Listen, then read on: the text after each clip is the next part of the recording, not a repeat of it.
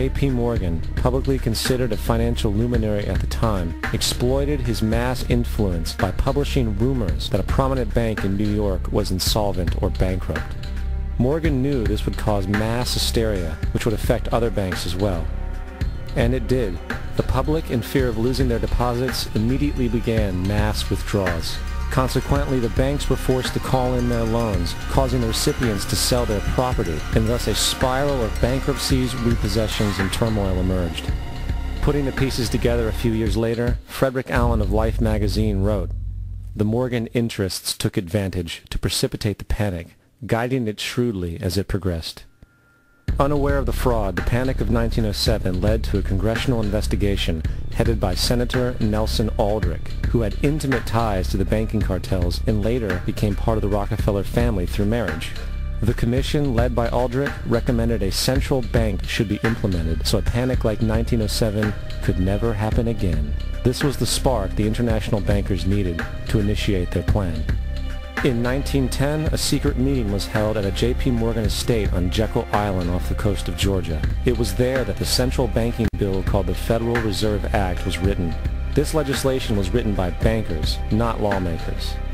This meeting was so secretive, so concealed from government and public knowledge that the 10 or so figures who attended disguised their names when en route to the island. After this bill was constructed, it was then handed over to their political frontman, Senator Nelson Aldrich, to push through Congress. And in 1913, with heavy political sponsorship by the bankers, Woodrow Wilson became president, having already agreed to sign the Federal Reserve Act in exchange for campaign support. And 2 days before Christmas, when most of Congress was at home with their families, the Federal Reserve Act was voted in, and Wilson in turn made it law. Years later, Woodrow Wilson wrote, in regret,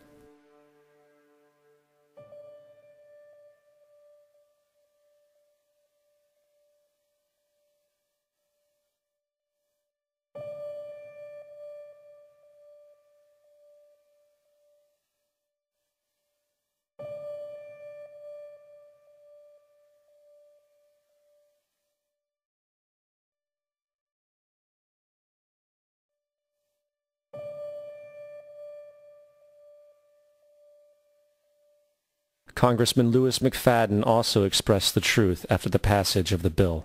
A world banking system was being set up here, a superstate controlled by international bankers, acting together to enslave the world for their own pleasure. The Fed has usurped the government. Now, the public was told that the Federal Reserve System was an economic stabilizer, and inflation and economic crises were a thing of the past.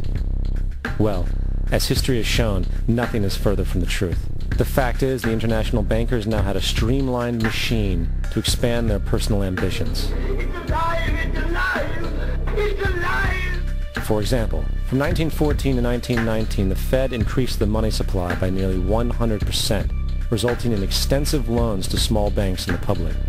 Then, in 1920, the Fed called in mass percentages of the outstanding money supply, thus resulting in the supporting banks having to call in huge numbers of loans, and just like 1907, bank runs, bankruptcy, and collapse occurred. Over 5,400 competitive banks outside of the Federal Reserve System collapsed, further consolidating the monopoly of a small group of international bankers. Privy to this crime, Congressman Lindbergh stepped up and said in 1921, "Under the Federal Reserve Act, panics are scientifically created. The present panic is the first scientifically created one, worked out as we figure a mathematical equation."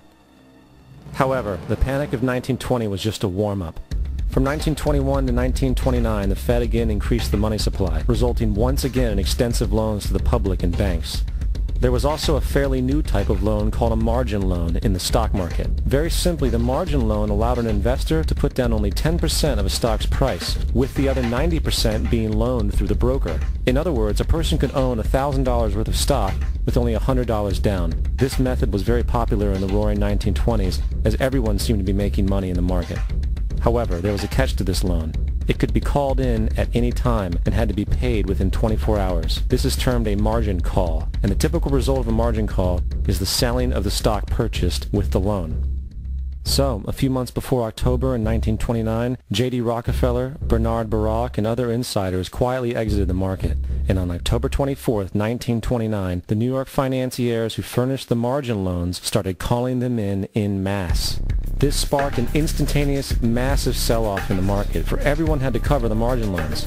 It then triggered mass bank runs for the same reason, in turn collapsing over 16,000 banks, enabling the conspiring international bankers to not only buy up rival banks at a discount, but to also buy up whole corporations at pennies on the dollar. It was the greatest robbery in American history. But that didn't stop there. Rather than expanding the money supply in order to recover from this economic collapse, the Fed actually contracted it, fueling one of the largest depressions in history. Once again outraged, Congressman Louis McFadden, a longtime opponent of the banking cartels, began bringing impeachment proceedings against the Federal Reserve Board, saying of the crash and depression, it was a carefully contrived occurrence. International bankers sought to bring about a condition of despair so that they might emerge the rulers of us all.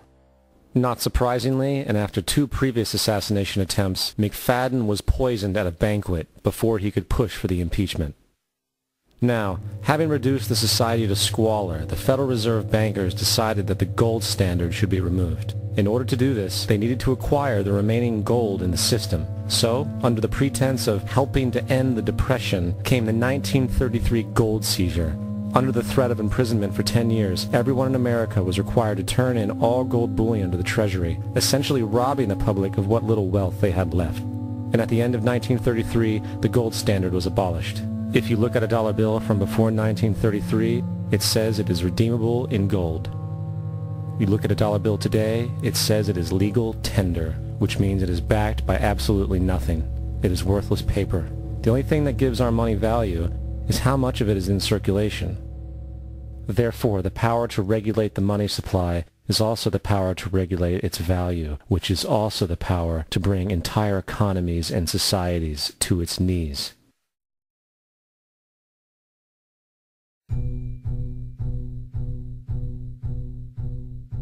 It's important to clearly understand, the Federal Reserve is a private corporation. It is about as Federal Express. It makes its own policies and is under virtually no regulation by the U.S. government. It is a private bank that loans all the currency at interest to the government, completely consistent with the fraudulent central banking model that the country sought to escape from when it declared independence in the American Revolutionary War. Now, going back to 1913, the Federal Reserve Act was not the only unconstitutional bill pushed through Congress. They also pushed the federal income tax. It's worthwhile to point out that the American public's ignorance towards the federal income tax is a testament to how dumbed down and oblivious the American population really is.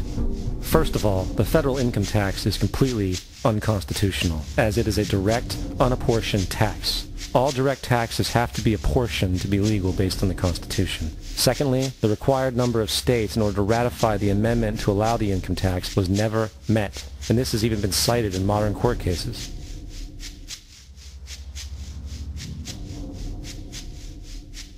Third, at the present day, roughly 35% of the average worker's income is taken from them via this tax. That means you work 4 months out of the year to fulfill this tax obligation. And guess where that money goes? It goes to pay the interest on the currency being produced by the fraudulent Federal Reserve Bank, a system that does not have to exist at all. The money you make working 4 months out of the year goes almost literally into the pockets of the international bankers who own the private Federal Reserve Bank. And fourth, even with the fraudulent government claim as to the legality of the income tax, there is literally no statute, no law in existence that requires you to pay this tax, period.